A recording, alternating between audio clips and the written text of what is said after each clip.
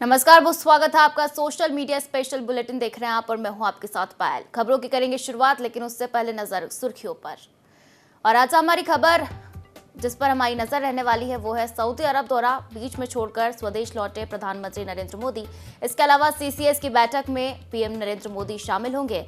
आतंकी हमले पर देश भर में फूटा गुस्सा। इसके अलावा पहलगाम आतंकी हमले में 27 लोगों की मौत हो गई है। सीएम धामी ने कहा है कि दोषियों को बख्शा नहीं जाएगा। और चलिए शुरुआत करते हैं अब खबरों से। और पहली खबर, जहां प्रधानमंत्री नरेंद्र मोदी जम्मू कश्मीर में हुए आतंकी हमले के बाद सऊदी अरब का दौरा बीच में छोड़कर भारत वापस लौट आए हैं। प्रधानमंत्री मोदी 22 अप्रैल को ही सऊदी प्रिंस मोहम्मद बिन सलमान के न्योते पर 2 दिन के सऊदी दौरे पर पहुंचे थे। उन्होंने आज स्टेट डिनर में शामिल होना था और इसके बाद आज वो एक फैक्ट्री में भारतीय कामगारों से मिलने वाले थे। हालांकि कश्मीर हमले की वजह से उनका यह प्रोग्राम बीच में रद्द कर दिया गया। वहीं अमेरिकी राष्ट्रपति डोनाल्ड ट्रंप ने पीएम मोदी से फोन पर बात की। जम्मू कश्मीर में हुए आतंकी हमले में निर्दोष लोगों की मौत पर अपनी गहरी संवेदना व्यक्त की है। सऊदी से लौटते ही दिल्ली एयरपोर्ट पर एनएसए अजीत डोभाल, विदेश मंत्री एस जयशंकर और विदेश सचिव ने पहलगाम अटैक को लेकर ब्रीफिंग दी। पीएम के स्वदेश लौटने के बाद से दिल्ली में हाई लेवल मीटिंगों का दौर जारी है, तो दूसरी ओर गृह मंत्री अमित शाह जम्मू कश्मीर में ग्राउंड जीरो पर हालातों का जायजा ले रहे हैं। कश्मीर हमले पर वर्ल्ड लीडर्स के बयान सामने आए हैं। रूसी राष्ट्रपति पुतिन ने कहा कि पहलगाम हमले के अपराधियों को सख्त सजा मिलेगी, हम भारत के साथ हैं। वहीं अमेरिकी राष्ट्रपति डोनाल्ड ट्रंप ने लिखा कि कश्मीर से बहुत परेशान करने वाली खबर आई है। आतंकवाद के खिलाफ अमेरिका भारत के साथ मजबूती से खड़ा है। हम मारे गए लोगों की आत्मा की शांति और घायलों के स्वस्थ होने की प्रार्थना करते हैं। अमेरिकी उपराष्ट्रपति जेडी वेंस ने लिखा कि उषा और मैं भारत के पहलगाम में हुए आतंकवादी हमले के पीड़ितों के प्रति अपनी संवेदना व्यक्त करते हैं। बीते कुछ दिनों में हम इस देश और इसके लोगों की खूबसूरती से प्रभावित हैं। हमारी प्रार्थनाएं पीड़ितों के साथ है। तो सऊदी दौरा बीच में छोड़कर पीएम मोदी स्वदेश लौट आए हैं। आपको बता दें कि सऊदी प्रिंस के न्योते पर सऊदी पीएम पहुंचे थे। दिल्ली में हाई लेवल मीटिंगों का दौर जारी है। कश्मीर में आतंकी हमले के बाद ये फैसला लिया गया है। गृह मंत्री अमित शाह ने ग्राउंड जीरो पर जायजा लिया। ट्रंप ने फोन पर पीएम मोदी से बातचीत भी की। आपको बता दें कि पहलगाम हमले पर वर्ल्ड लीडर्स के बयान भी सामने आए हैं।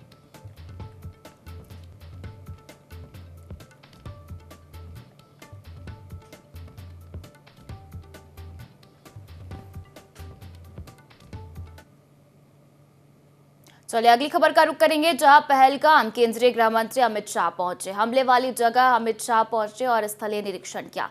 पहलगाम हमले में आर्थिक सहायता का ऐलान भी किया गया है। मृतकों के परिजन को 10 लाख रुपए आर्थिक सहायता देने का ऐलान किया गया है। जम्मू कश्मीर सरकार ने सहायता का ऐलान किया है। पुलिस ने आतंकियों के स्केच जारी किए हैं और बड़े एक्शन की तैयारी में भारत सरकार है। 3 आतंकियों के स्केच जारी किए गए हैं। पहलगाम में आतंकी हमले में मृतकों के परिवारों को 10 लाख रुपए की आर्थिक सहायता दी जाएगी और मृतकों के परिजन को 10 लाख रुपए आर्थिक सहायता का ऐलान जम्मू कश्मीर सरकार ने किया है।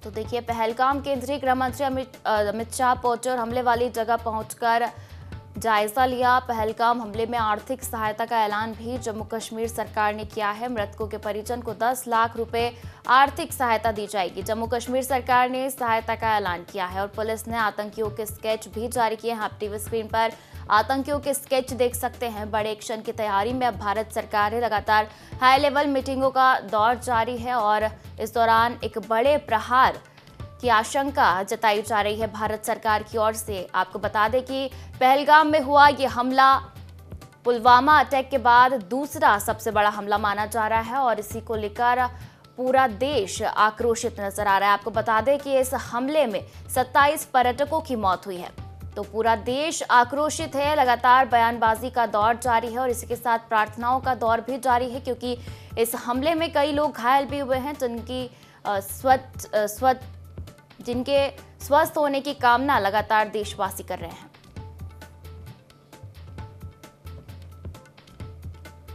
तो केंद्रीय गृह मंत्री अमित शाह पहलगाम पहुंचे और हमले वाली जगह पहुंचकर अमित शाह ने स्थिति का जायजा लिया। पहलगाम हमले में आर्थिक सहायता का ऐलान भी जम्मू कश्मीर सरकार ने किया है। मृतकों के परिजन को 10 लाख रुपए आर्थिक सहायता दी जाएगी।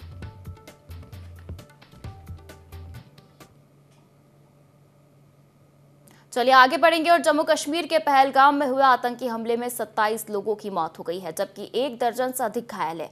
गृह मंत्री अमित शाह पहलगाम पहुंच गए हैं। प्रधानमंत्री नरेंद्र मोदी सऊदी अरब दौरे से बीच में ही स्वदेश वापस लौट आए हैं। आतंकी हमले पर सीएम डॉक्टर मोहन यादव ने कहा कि कश्मीर में जिस प्रकार से घटना घटी है, मैं उसकी कठोर शब्दों में निंदा करता हूं। केंद्रीय गृह मंत्री अमित शाह इस मामले पर गंभीरता से नजर रखे हुए हैं। साथ ही सीएम विष्णुदेव साय ने कहा कि इस तरह की घटनाओं पर देश ने करारा जवाब दिया है। मोदी जी सऊदी अरब से वापस लौट आए हैं। मोदी जी ने एयरपोर्ट में ही बैठक ली है। सभी मृतकों के प्रति संवेदना व्यक्त करते हैं। और इधर रायपुर के दिनेश मिरानिया का भी निधन हुआ है। स्थानीय प्रशासन परिवार के संपर्क में है। शासन प्रशासन का पूरा सहयोग है। तो पहलगाम आतंकी हमले में 27 लोगों की मौत हुई है। जम्मू कश्मीर के पहलगाम में बड़ा आतंकी हमला हुआ है और इस दौरान 27 पर्यटकों की मौत हो गई। वहीं 1 दर्जन से ज्यादा लोग घायल बताए जा रहे हैं। सीएम डॉक्टर मोहन यादव का बयान इसको लेकर सामने आया है। वहीं सीएम विष्णुदेव साय ने भी इस घटना की कठोर निंदा की है।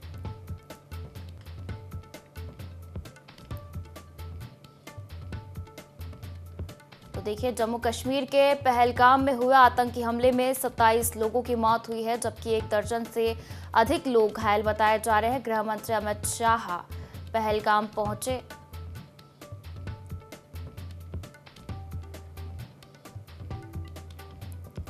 तो देखिए, 27 पर्यटकों की मौत हुई है। पहलगाम घूमने पर्यटक बड़ी संख्या में जाते हैं।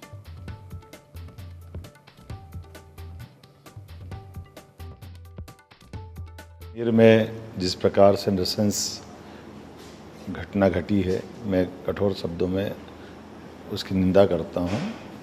और यशस्वी प्रधानमंत्री के नेतृत्व में जिस प्रकार से हमारा कश्मीर पुनः फलने फूलने लगा था, पूरा वातावरण अनुकूल है। अभी दुश्मनों की निगाह में वो खटक रहा है, लेकिन ये भूल गए हैं कि यहाँ दिल्ली में यशस्वी प्रधानमंत्री श्रीमान नरेंद्र मोदी जी की सरकार है और माननीय गृह मंत्री जी स्वयं इस पूरे मामले पर गंभीरता से नज़र भी रख रहे हैं। और मैं मान के चलता हूँ कि इस दुख की घड़ी में हमको अपनी उस संवेदनाओं का, जिस घटना के दौर से हम गुजर रहे हैं, इसका सबको दुख भी है। मैं मृतक परिवारों के लिए भी बाबा महाकाल से कामना करता हूँ कि वो उनको संवेदना प्रदान करे।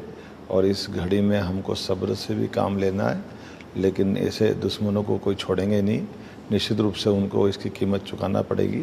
जो मध्य प्रदेश के 2 घायल हुए हैं, उनको भी बाबा महाकाल जल्दी स्वस्थ करे, ये कामना करता हूँ। समस्त जो इस घटना में प्रभावित हुए मृतक परिवारों के लिए पुनः मेरी अपनी ओर से संवेदना है। मध्य प्रदेश सरकार की ओर से शोक संदेश, हमारी अपने मन में भाव, परमात्मा इस सब घड़ी से बाहर निकालने का ढांढस बंधाए। ओम शांति। जम्मू कश्मीर के पहलगाम में आतंकवादियों ने कायराना हरकत की है, इसकी हम घोर निंदा करते हैं।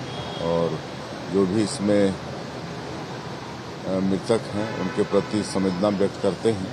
और जब जब भी इस तरह से देश के साथ हुआ है, उसका करारा जवाब देश ने दिया है। और हमारे माननीय प्रधानमंत्री जी 2 दिन के सऊदी अरब के दौरे पर थे, इसको छोड़कर रात को ही लौटे हैं और एयरपोर्ट में ही उन्होंने बैठक ली है। तो गंभीरता समझ में आती है, तो निश्चित रूप से इसका भी बदला लिया जाएगा।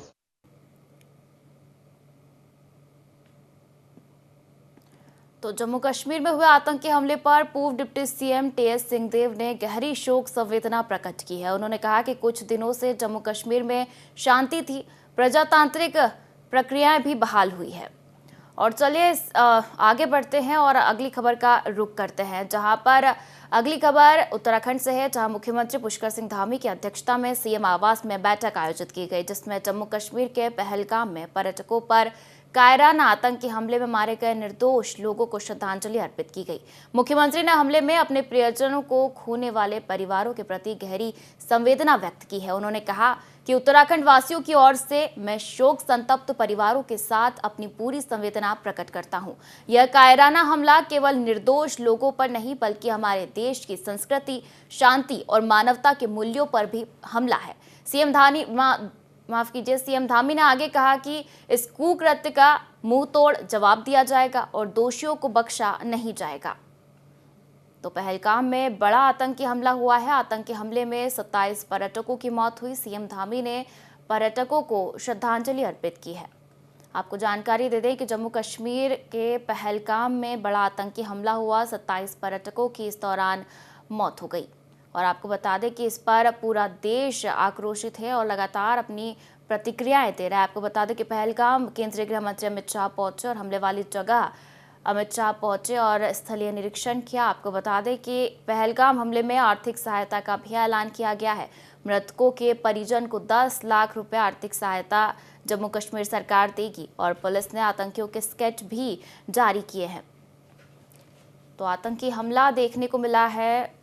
जम्मू कश्मीर के पहलगाम में 27 पर्यटकों की मौत हुई है। मुख्यमंत्री पुष्कर सिंह धामी की अध्यक्षता में सीएम आवास में बैठक आयोजित की गई, जिसमें जम्मू कश्मीर के पहलगाम में पर्यटकों पर कायराना आतंकी हमले में मारे गए निर्दोष लोगों को श्रद्धांजलि अर्पित की गई। मुख्यमंत्री ने हमले में अपने प्रियजनों को खोने वाले परिवारों के प्रति गहरी संवेदना व्यक्त की है और उन्होंने कहा कि उत्तराखंड वासियों की ओर से मैं शोक संतप्त परिवारों के साथ अपनी पूरी संवेदना प्रकट करता हूं।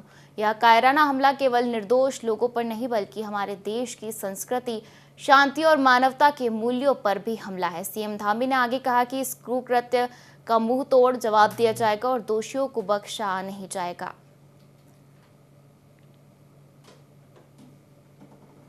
जम्मू कश्मीर में हुए आतंकी हमले पर पूर्व डिप्टी सीएम टीएस सिंहदेव ने गहरी शोक संवेदना प्रकट की है। उन्होंने कहा कि कुछ दिनों से जम्मू कश्मीर में शांति थी, प्रजातांत्रिक प्रक्रियाएं भी बहाल हुई। हालांकि नापाक इरादे रखने वाले लोग अभी भी देश में अस्थिरता का वातावरण पैदा करने की कोशिश करने में लगे हुए हैं। हम सब पूरा देश एक होकर ऐसे इरादे रखने वाले लोगों के खिलाफ एकजुट होकर उनके इरादे को नाकाम करेंगे। टीएस सिंहदेव ने आगे कहा कि केंद्र सरकार और हमारी सेना के जवान पूरी मुस्तैदी और जिम्मेदारी के साथ इस मोर्चे को संभाले हुए हैं। हम जम्मू कश्मीर और देश के साथ खड़े हैं। तो आतंकी हमले पर पूर्व डिप्टी सीएम टीएस सिंहदेव का बयान सामने आया है। पहलगाम हमले पर शोक संवेदना व्यक्त की है। साथ ही देश में अस्थिरता पैदा करने में आतंकवादी लगे हुए हैं, जिनको लेकर पूर्व डिप्टी सीएम टीएस सिंहदेव का बयान सामने आया है।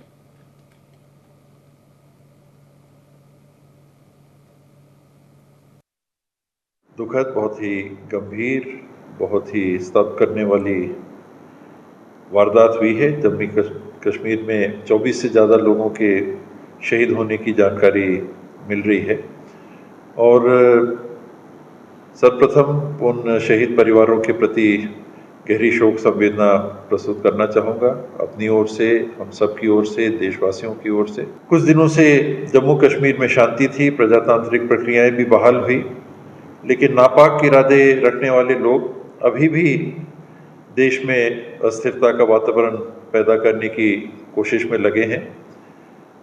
हम सब पूरा देश एक होकर ऐसे इरादे रखने वालों के खिलाफ पूरे संबल के साथ जुट के उनके इरादे नाकाम करेंगे। केंद्र सरकार, हमारी सेना के जवान पूरी मुस्तैदी और जिम्मेदारी के साथ इस मोर्चे को संभाले हुए हैं, संभाले रहेंगे और सुनिश्चित करेंगे कि ऐसी वारदातें कभी ना होने पाए। हम सब पूरे देश के नागरिक, कश्मीर के नागरिकों के साथ, जम्मू कश्मीर के नागरिकों के साथ, देश में किसी भी स्थान में इस प्रकार की घटना हो, उन सभी के साथ सदैव खड़े रहे हैं, सदैव खड़े रहेंगे एकजुटता से और मजबूती से इन इरादों को नाकाम करें। और पहलगाम में हुए दुखद आतंकवादी हमले के बाद पाकिस्तानी अभिनेता फवाद खान और बॉलीवुड अभिनेत्री वाणी कपूर की अपकमिंग फिल्म अबीर गुलाल की मुश्किल में फंस गई है। दरअसल सोशल मीडिया पर लगे लोग पोस्ट कर इस फिल्म पर बैन लगाने की मांग कर रहे हैं। आरती एस बागड़ी के निर्देशन में बनी रोमांटिक कॉमेडी अबीर गुलाल 9 मई को सिनेमाघरों में रिलीज होने वाली है। मंगलवार को पहलगाम में आतंकी हमले में 26 लोगों की मौत हो गई और कई अन्य नागरिकों के घायल होने की खबर है। इस दिल दहला देने वाली घटना को लेकर पूरे देश में आक्रोश है। लोगों के एक सेक्शन ने सोशल मीडिया पर फिल्म पर बैन लगाने की मांग की है। एक ट्वीट में कहा कि अबीर गुलाल को भारत के किसी भी थिएटर में रिलीज नहीं होने दिया जाएगा। वहीं एक अन्य ने लिखा कि क्या हम अब भी भारत में पाकिस्तानी कलाकारों के साथ अबीर गुलाल जैसे फिल्में बनाने की अनुमति देंगे। बता दें कि साल 2016 में भी कुछ ऐसा ही माहौल था जब करण जौहर की फिल्म ए दिल है मुश्किल में फवाद खान लीड रोल में थे। यह फिल्म उरी आतंकवादी हमले के 1 महीने बाद रिलीज हुई थी, जिसके बाद देश में पाकिस्तानी कलाकारों को बैन कर दिया गया था। अब एक बार फिर फवाद खान की फिल्म की रिलीज से 10 दिन पहले पहलगाम जैसा डरावना हमला हुआ है। लोग पाकिस्तानी कलाकारों की फिल्मों को भारत में बैन करने की मांग कर रहे हैं। वहीं कुछ यूजर सोशल मीडिया पर यह भी लिख रहे हैं कि फवाद खान की किस्मत ही फूटी है। तो पहलगाम आतंकी हमले में 27 लोगों की मौत हुई है। पाकिस्तान एक्टर फवाद खान पर लोगों का गुस्सा फूटा है। अबीर गुलाल के बैन की मांग हो रही है। 9 मई को सिनेमाघरों में अबीर गुलाल दस्तक देगी। उरी हमले के बाद पाकिस्तानी कलाकार बैन हुए थे। आपको बता दें कि देश में 2016 जैसा माहौल बना है। अबीर गुलाल में फवाद खान और वाणी कपूर मैन लीड में हैं।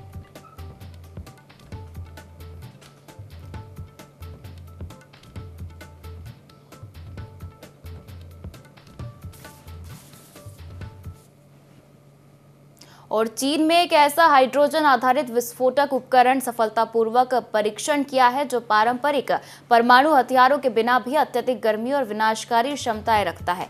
यह उन्नत तकनीक मैग्नीशियम हाइड्राइड का उपयोग करती है, जो विस्फोट के दौरान लगातार जलती हुई आग की लपटें उत्पन्न करती है और अत्यधिक तापमान बनाए रखती है। विशेषज्ञों का कहना है कि यह डिवाइस पारंपरिक विस्फोटकों की तरह सिर्फ एक झटके में हमला नहीं करता, बल्कि लगातार 2 सेकंड से ज्यादा समय तक जलता है, जिससे एल्यूमिनियम जैसी धातुएं भी पिघल सकती है। यह क्षमता इसे सैन्य दृष्टिकोण से अत्यधिक उपयोगी बनाती है। और दिलचस्प बात यह है कि इसमें जरा भी परमाणु पदार्थ जैसे यूरेनियम, प्लूटोनियम नहीं था। एक रिसर्च के मुताबिक सिर्फ 2 किलो वजन के इस बम ने 100 डिग्री सेल्सियस से ज्यादा तापमान वाला आग का गोला तैयार कर दिया, जो पूरे 2 सेकंड तक लगातार जलता रहा। साउथ चाइना मॉर्निंग पोस्ट की एक रिपोर्ट के मुताबिक ये परीक्षण एक खास तरह के हाइड्रोजन आधारित उपकरण पर किया गया, जिसने जबरदस्त केमिकल चेन रिएक्शन शुरू कर दिया।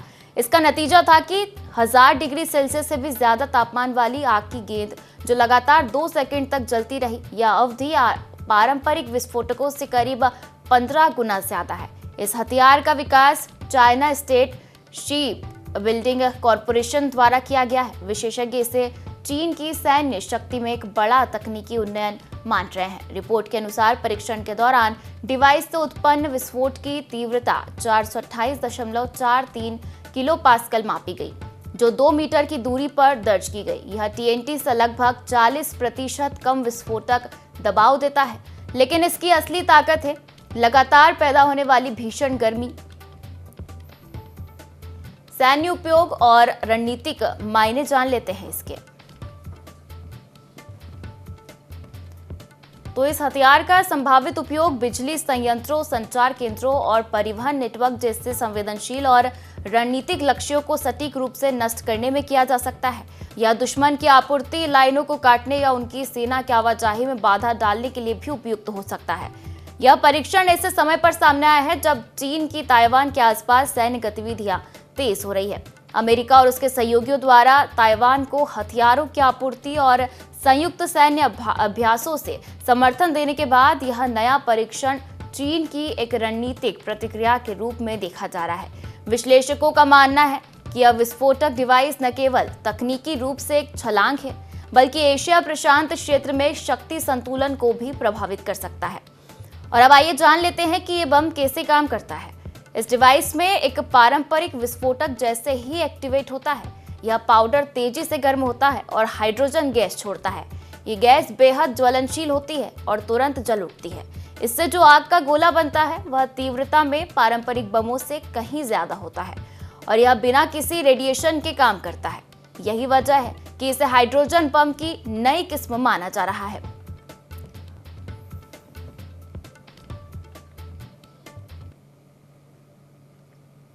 और इन दिनों कई राज्यों में भीषण गर्मी पड़ रही है। इससे मौसमी बीमारियां भी बढ़ गई है। मौसम विभाग ने दिल्ली, राजस्थान, उत्तर प्रदेश सहित 14 राज्यों में हीट वेव की चेतावनी जारी की है। इस दौरान कई राज्यों में तापमान 3 से 5 डिग्री सेल्सियस तक बढ़ सकता है। उत्तर प्रदेश में अगले 5 दिन में अधिकतम तापमान 47 डिग्री पहुंचने का अनुमान है। राजस्थान के 4 जिलों में लू का येलो अलर्ट जारी किया गया है। 14 शहरों में बीते दिनों अधिकतम तापमान 40 डिग्री सेल्सियस दर्ज किया गया। वहीं मध्य प्रदेश के 6 जिलों में हीट वेव के आसार है। खजुराहो, नौगांव, पन्ना, सीधी में तापमान 45 डिग्री या इससे अधिक रह सकता है। उधर छत्तीसगढ़ में भी बीते दिनों बीजापुर तेलंगाना बॉर्डर पर लू से एक मजदूर की मौत हो गई। वहीं मिर्ची तोड़ने के लिए तेलंगाना गया था। मौसम विभाग ने 3 दिनों तक सरगुजा संभाग, रायपुर, बिलासपुर और दुर्ग संभाग के 11 जिलों में लू का येलो अलर्ट जारी किया है। वहीं मौसम विभाग ने कर्नाटक, केरल, तमिलनाडु, मणिपुर सहित 12 राज्यों में आज बारिश की संभावना जताई है। अरुणाचल प्रदेश, नागालैंड, मणिपुर, मिजोरम और त्रिपुरा में 27 अप्रैल तक भारी बारिश का अलर्ट है। तो पूरे देश भर में गर्मी के तीखे तेवर देखे जा रहे हैं और कई राज्यों में भीषण गर्मी पड़ रही है।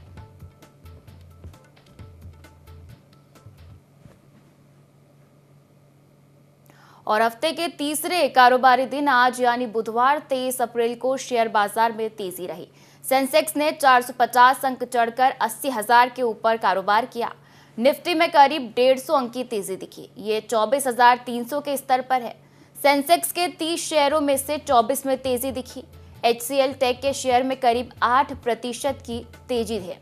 टेक महिंद्रा, इन्फोसिस और टाटा मोटर्स के शेयर 4.50% ऊपर कारोबार कर रहे हैं। निफ्टी के 50 शेयरों में से 36 में तेजी दिखी। NSE का IT सेक्टर करीब 5% ऊपर रहा। रियल्टी, फार्मा और ऑटो सेक्टर में 2% की तेजी दिखी। बैंकिंग, ऑयल एंड गैस और फाइनेंशियल सर्विसेज में 1% की गिरावट रही। अब आइए आपको बताते हैं कि बाजार में तेजी की वजह क्या है। पहली वजह, यूएस प्रेसिडेंट डोनाल्ड ट्रंप की 90 दिनों की अस्थायी टैरिफ राहत से भारत अमेरिका के बीच द्विपक्षीय व्यापार समझौते की चर्चाओं को गति मिलने की उम्मीद है। इसके अलावा भारत के विपरीत चीन को अमेरिका की तरफ से टैरिफ में छूट नहीं दी गई है। इससे भारतीय एक्सपोर्ट्स को शॉर्ट टर्म में कॉम्पिटिटिव एडवांटेज मिल सकता है। इसके अलावा विदेशी निवेशक भारतीय बाजार में खरीदारी कर रहे हैं। 17 अप्रैल को FIIs ने 4,667 करोड़ के शेयर खरीदे। बीते हफ्ते FIIs ने टोटल 14,670 करोड़ के शेयर खरीदे। चौथी वजह, आज भारतीय शेयर बाजार में तेजी का मुख्य कारण बैंकिंग शेयरों में आई तेजी है। ICICI बैंक और HDFC बैंक के चौथी तिमाही के मजबूत नतीजों से बैंकिंग सेक्टर में पॉजिटिव सेंटिमेंट बना है। जहां ICICI बैंक का शेयर 1436 रुपए के ऑल टाइम हाई पर पहुंच गया, तो वहीं HDFC बैंक में करीब 1.5% की। यस बैंक का शेयर 5% चढ़ा है। सेंसेक्स 400 अंक गिरकर 400 अंक चढ़कर 80,000 के पार पहुंच गया। निफ्टी में भी 150 अंक की तेजी आई है। NSE का IT इंडेक्स 5% चढ़ा है।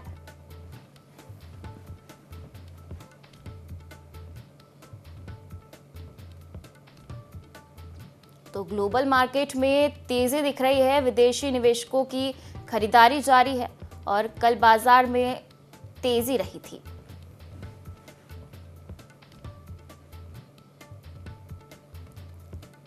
तो सेंसेक्स 400 अंक चढ़कर 80,000 के पार पहुंच गया है। तो निफ्टी में भी 150 अंक की तेजी देखी गई। सेंसेक्स 400 चढ़कर 80,000 के पार पहुंच गया। ग्लोबल मार्केट में तेजी दिखी है। और पौड़ी गढ़वाल के पीठसेन में राजकीय क्रांति दिवस मेले का आयोजन किया गया, जहां प्रदेश के मुखिया पुष्कर सिंह धामी ने शिरकत की। इस मौके पर कैबिनेट मंत्री धन सिंह रावत भी मौजूद रहे। बता दें कि हर साल पेशावर कांड के नायक वीर चंद्र सिंह गढ़वाली की स्मृति में मेले का आयोजन किया जाता है। वहीं सीएम ने कार्यक्रम को संबोधित करते हुए कहा कि वीर चंद्र सिंह गढ़वाली का योगदान हमेशा याद रहेगा, जिसे कभी भुलाया नहीं जा सकता। साथ ही उन्होंने पहलगाम में हुए आतंकी हमले पर भी कड़ी निंदा जताई है। आपको बता दें कि पौड़ी राजकीय क्रांति दिवस मेले का आयोजन किया गया। सीएम पुष्कर सिंह धामी ने इसमें शिरकत की। कैबिनेट मंत्री धन सिंह रावत भी इस दौरान मौजूद रहे। साथ ही सीएम धामी ने कार्यक्रम को संबोधित किया और पहलगाम आतंकी हमले की निंदा की।